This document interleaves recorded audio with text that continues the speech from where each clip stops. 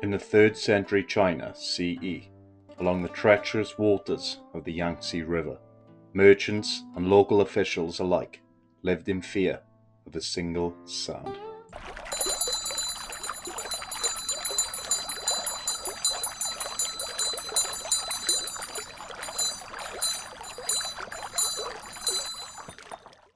It wasn't the wind, it wasn't a warning alarm, it was the personal signature of a flamboyant, hyper-violent outlaw. If you heard those bells and brought forth tribute, you lived. If you hid your wealth, however, your ships were plundered and your crew was slaughtered.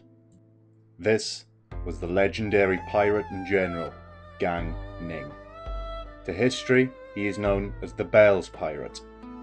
But while popular media like Dynasty warriors paint him as a wild, carefree anti-hero, the real historical record, Sanguozhi, reveals a far more complex, terrifying and brilliant man.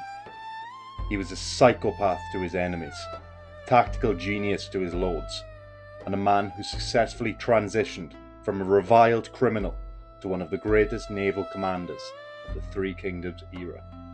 This is the true history of Gan Ning. Unlike many outlaws who turned to crime out of desperation, Gan Ning came from a local clan of some status in Bar Commandery. But as a youth, he rejected a quiet life. He gathered a gang of aggressive, disenfranchised young men, setting up an extortion racket on the Yangtze. But Gan Ning had a flair for the dramatic. He and his followers wore clothes made of silk and carried elaborate banners. Wherever they docked, they used silk ropes to tie up their boats. When they departed, they cut the ropes and left them behind to show off their wealth. This was said by the Chinese historian Chen Shou, who famously wrote the records of the Three Kingdoms. He was a walking contradiction. He wore the finest silks, yet he carried a heavy bow and led a pack of brutal killers. He enforced a strict code of respect. If a local magistrate treated him like a nobleman, Gan Ning would protect the region. If a magistrate slighted him, he and his crew would ransack the government offices. For over 20 years he ruled the rivers, but around his late 20s, something shifted.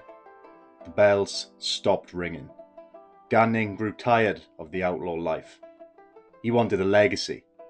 He stopped robbing merchants, picked up classical literature, and decided to offer his services to the warlords of China.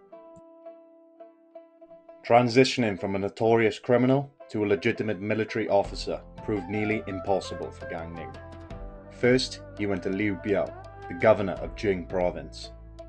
But Liu Biao was a rigid, traditionalist scholar. He saw Gan Ning as nothing more than a crude thug and refused to give him any real command. Frustrated, Gan Ning tried to defect further east to the rising Sun family, but his path was blocked at Jingsha by Liu Biao's subordinate Huangzu. Stuck under Huangzu's command, Gan Ning's military genius shone anyway. When the Sun family attacked Jingsha, Gan Ning personally shot and killed one of their top commanders, Ling Tong, saving Huangzu from total destruction. You would think saving your boss's life would earn you a promotion, but Huangzu was arrogant. He still treated Gan Ning like a common pirate, keeping him sidelined and underpaid. The historical texts note that a local official named Su Fu warned Huangzu that a talent like Gan Ning would leave if neglected. Huangzu didn't listen and didn't care, and so with Su Fu's secret help, Gan Ning packed his bags and slipped past the borders. He defected to the very people whose commander he had just killed, to the state of Eastern Wu. When Gan Ning arrived in Wu in 208 AD, he was met by Zhao Yu and Lu Meng, two of the sharpest military minds in Chinese history. They recognized his brilliance and introduced him to the young lord Sun Quan. Sun Quan did something remarkable. He completely forgave Gan Ning for killing his general, treated him with immense honor, and gave him a high-ranking command. Gan Ning repaid this trust with absolute, terrifying loyalty. He immediately handed Sun Quan the blueprints to defeat his old boss, Huangzu, leading Wu to a decisive victory. But this created an explosive political situation inside the Wu military. The general Gan Ning had killed years prior. Ling Cao had a son, Ling Tong, and Ling Tong was now a powerhouse general for Wu. Ling Tong openly wanted Gan Ning dead. The historical texts describe a banquet where Ling Tong stood up and started performing a sword dance intended to accidentally butcher Gan Ning. Gan Ning, completely unfazed, stood up with a pair of shields and started dancing back. Sun Quan literally had to step between them to prevent an oncoming bloodbath. Despite the internal drama, Gan Ning became Wu's ultimate weapon. At the legendary Battle of Red Cliffs, his naval expertise helped destroy Cao Cao's armada. But his most famous historical feat occurred in 213 AD at the Battle of Ruxu. Cao Cao had marched south with a massive army of 400,000 men. Sun Quan needed to blunt their momentum. So, Gan Ning volunteered for a suicide mission. He said he just needed 100 elite cavalrymen to infiltrate the camp in the dead of night. Before they rode out, Gan Ning poured wine for his men.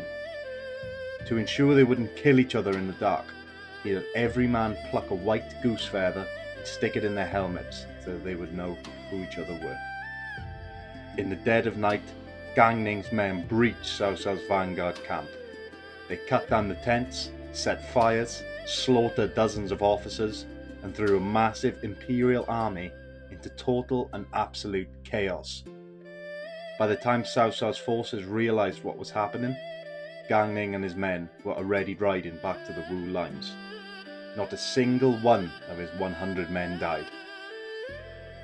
Sun Quan was ecstatic, famously declaring, "Cao Cao may have his northern cavalry, but I have my friend Xingba." The history of Gan Ning doesn't end with a movie-style death. In the famous novel Romance of the Three Kingdoms, he is shot by an arrow and dies under a tree surrounded by crows. But the actual historical record tells a different story.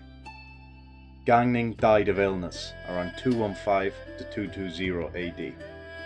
Before his death, he even reconciled with his bitter rival Ling Tong after saving his life during an ambush. When Gan Ning passed, Sun Quan wept openly. The real Gan Ning was a deeply flawed man. Sanguozhi notes that he was an incredibly hot-tempered, murderous man, often killing servants for minor offences, and he also disobeyed direct orders from his superior Lu Meng. History states he was just a killer and an outlaw. But he was also a man who took care of his soldiers, shared his wealth equally with his crew, and possessed a level of raw, unfiltered courage that shaped the map of ancient China.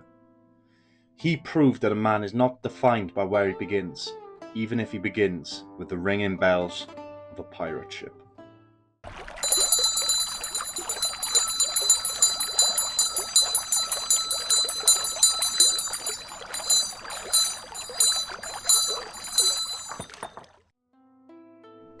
What do you think of Gan Ning's real historical exploit compared to his famous video game counterpart, such as in Dynasty Warriors? Let me know in the comments below. Don't forget to hit like and subscribe for more deep dives into the real history behind the legends. Thank you all, and see you next time.